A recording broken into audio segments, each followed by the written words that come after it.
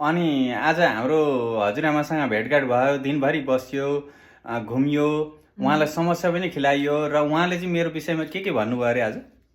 तपाईँ चाहिँ भाषा नआए पनि बोल्न चाहिँ सजिलो हुनुहुन्छ जस्तो लाग्यो अरे। अब देख्दाखेरि पनि कस्तो बोल्न नबोल्ने हो कि भित्रबाट के भन्ने होला जस्तो हुन्छ।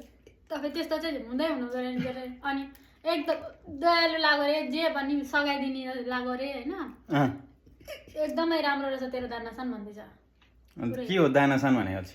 मेरो बुढा चाहिँ तेरो हस्बेन्ड साह्रै राम्रो रहेछ भनेर भन्दैछ क्या। भनेर तिमीलाई भन्नुभयो उहाँले? तपाईँको बारेमा। तर म त त्यस्तो 100% छुइनँ भन्ने तिमीलाई लागेन? कहाँ लाग्छ त्यस्तो? अरू बाहिर देख्ने त त्यस्तो हुँदैन भने मलाई त्यस्तो लाग्छ। तैँले चाहिँ जानिनस् भनेर तिमीले हजुरआमालाई भन्न त भनेनौ नि, मैले भाषा नबुझ्ने भएर। भन्दैन। ल हाम्रो हजुरआमाले त्यस्तो भन्नुभयो, समोसा खानु हुँदैछ उहाँ चाहिँ।